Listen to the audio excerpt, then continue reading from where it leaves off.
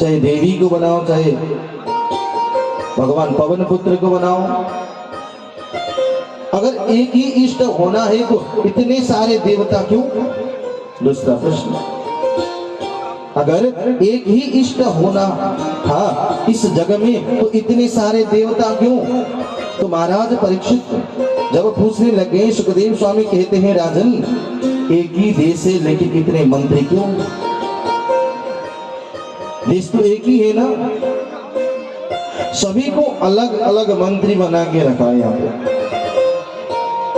अब जैसे मान लीजिएगा आप बीमार पड़ गए,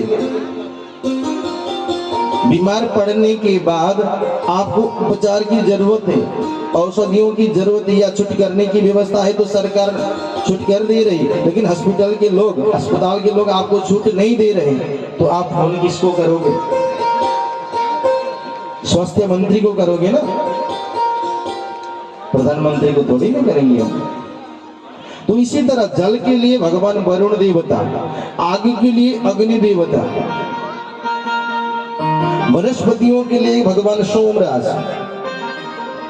तारागणों के स्वामी चंद्रमा, आकाश में भगवान सूर्य, सभी को अलग अलग विभाजन। तुम इस डिपार्ट को संभाल लो, जैसे ऊर्जा मंत्री, वन मंत्री, उड़ियन मंत्री, आज मंत्रिमंडल विस्तार हो रहा नेपाल में भी, तो उसी तरह सबको अलग अलग शक्ति दे रखी है भगवान ने।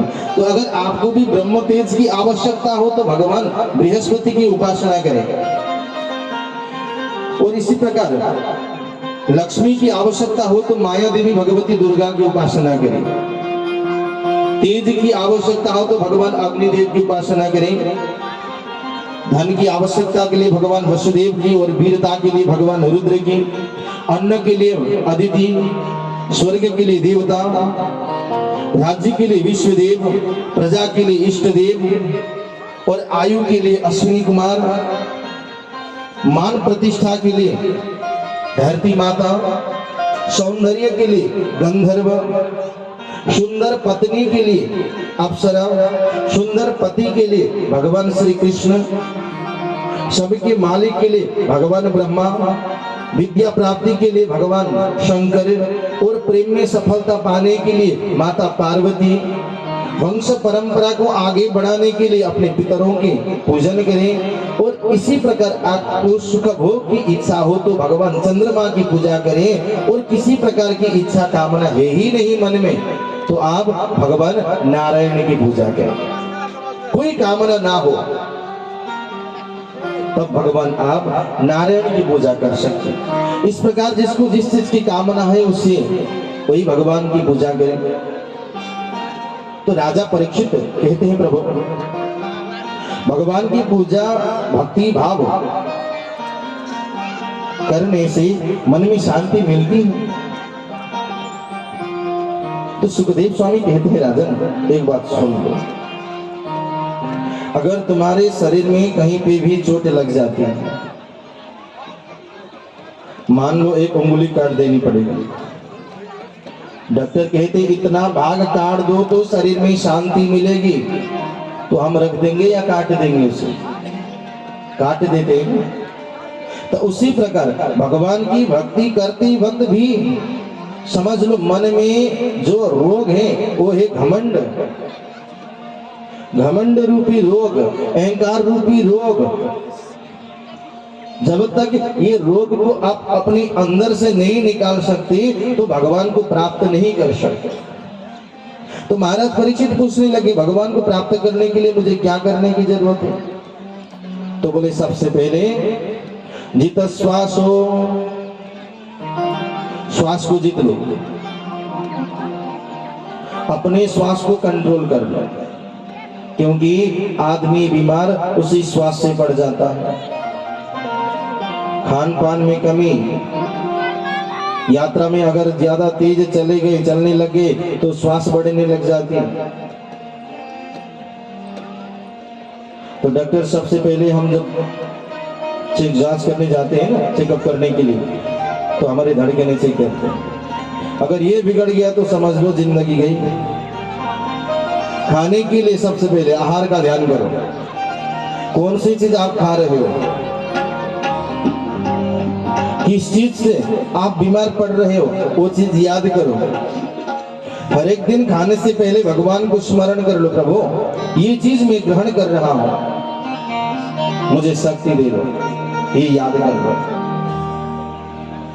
जितना संगो, उसके बाद संगत, आपकी दोस्ती यारी कैसे कैसे लोगों से है, लोग क्या करते हैं, आपको सही राह दिखा रहे हैं या गलत राह पे चला रहे हैं, वो चीज याद कर लो।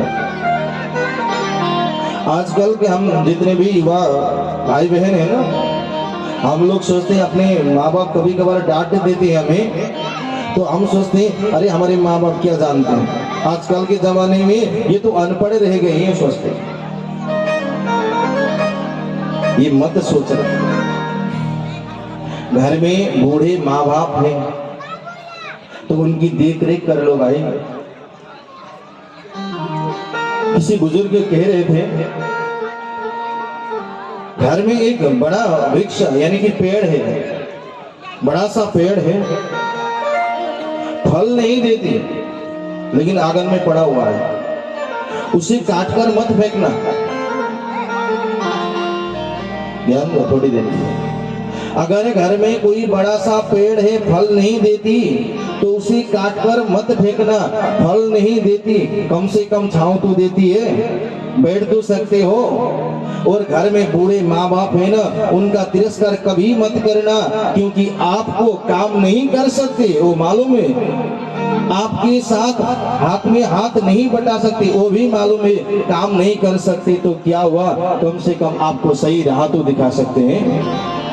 इसलिए उन माँ बाप को कभी तिरस्कार मत करना जो आपको हर समय अपने बच्चों के लिए सही राह दिखाते हैं। उन्हें हर हमेशा याद कर लेना, उनकी सेवा कर लेना, तभी आपको सही राह और सही मार्ग पर चलने को मिलेगा।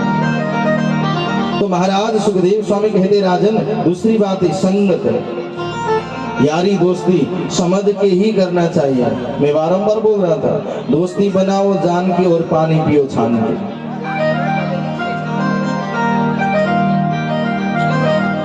जित संगो जितेंद्रिय, उसके बाद अपने इंद्रियों पर काबू रखो। आज भोजन कर लिए और कल का भोजन पहले दिन से थोड़ा मीठा कम, स्वाद नहीं मिला तो हम गुस्सा कर देते, अरे कैसा भोजन बनाया, भोजन बनाना नहीं आता, हम डांट देते, डांटते फटकारते उन्हें। भोजन कभी भी डांट कर मत खाओ। अगर भोजन डांट के खाते हैं ना तो खुद ही बीमार पड़ जाओगे। घर में पत्नी को, बेटी बहू को डांटते तो है, लेकिन क्या करें, वही भोजन से हमें दुख भोगना पड़ेगा। जैसा बना, कभी कभार नून नमक नहीं लगा, उसमें नमक नहीं लगा तो पूछा किसी ने, भाई कैसा है स्वाद, हाँ बहुत बढ़िया, मीठा है, नमक वमक सब ठीक है ना, हाँ बिल्कुल ठीक है। हंस के भोजन कर लो ताकि बनाने वाले को भी लगे बहुत दिल से खाया उसने। तब आपको पता चलेगा, बनाने वाले के चेहरा देख लेना। जिस दिन आप कहेगा कुछ मीठा नहीं, स्वाद है ही नहीं, नमक लगा ही नहीं उसमें, तब भी आप कह दो ना, हाँ बहुत बढ़िया से, कल से ऐसी बनाया करो, ठीक है।